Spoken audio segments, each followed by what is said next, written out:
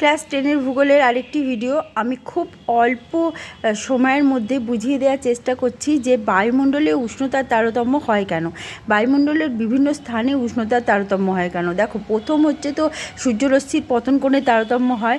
যেমন নিরক্ষরেখায় লম্বভাবে কিরণ দেয়, কর্কটক্রান্তি রেখায় তির্যকভাবে কিরণ দেয়, যেটা হচ্ছে উত্তর মেরু দক্ষিণ মেরুতে অতি তির্যকভাবে কিরণ দেয়। যেখানে লম্বভাবে কিরণ দেবে সেখানে তো তাপমাত্রা সবচেয়ে বেশি হবে, আর যেখানে তির্যকভাবে সেখানে তো কম হবে, অতি তির্যক আরও কম হবে।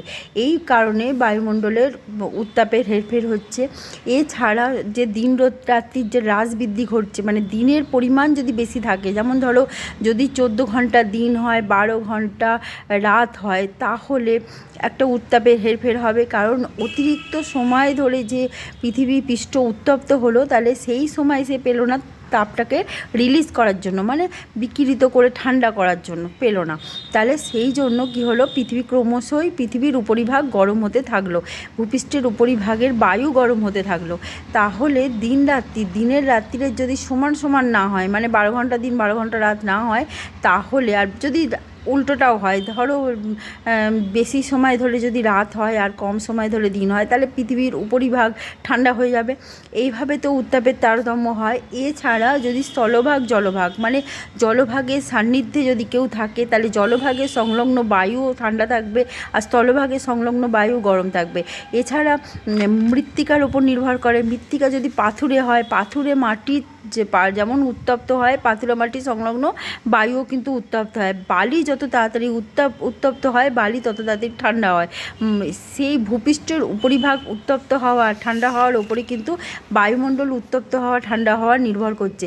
এছাড়া সমুদ্র স্রোতের একটা প্রভাব রয়েছে। সমুদ্র স্রোত যেরকম হয়, উষ্ণ সমুদ্র স্রোত, শীতল সমুদ্র স্রোত প্রবাহের কারণে উপকূলের বায়ুমণ্ডল মানে তাপমাত্রায় হেরফের হয়।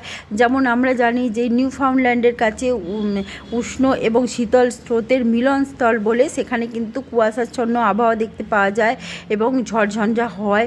ঠিক আছে, সবসময় কুয়াশায় ঢেকে থাকে সেই জায়গাটা। এবং যেটা হচ্ছে পর্বতের অবস্থান, ভূমির ঢাল, এই সমস্ত কিছু কারণে, যেমন তোমরা নিজেরাই জানো যে হিমালয় পর্বতের অবস্থানের কারণে সাইবেরিয়ার প্রচণ্ড ঠান্ডা ভারতে প্রবেশ করতে পারে না, হিমালয় পর্বত তাকে বাধা দেয়।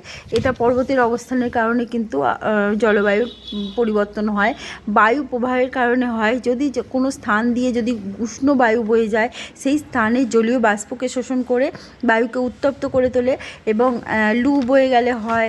তারপরে যে শীতল বায়ুগুলো আছে, শীতল বায়ু হলেও ঠান্ডা আবহাওয়া তৈরি হবে, উষ্ণ বায়ু হলে বায়ুর তাপমাত্রা বেড়ে যাবে। যেমন লু, চিনুক, এগুলো উষ্ণ বায়ু, আবার শীতল বায়ু হচ্ছে মিস্টাল, বোরো, এগুলো। ঠিক আছে, এছাড়া উদ্ভিদের কারণে হয়। প্রচুর উদ্ভিদ থাকলে সেই জায়গাটা কিন্তু, সেই বায়ুমণ্ডল কিন্তু ঠান্ডা থাকবে। ঠিক আছে, আর উদ্ভিদ শূন্য জায়গা কিন্তু বায়ুমণ্ডল গরম থাকবে।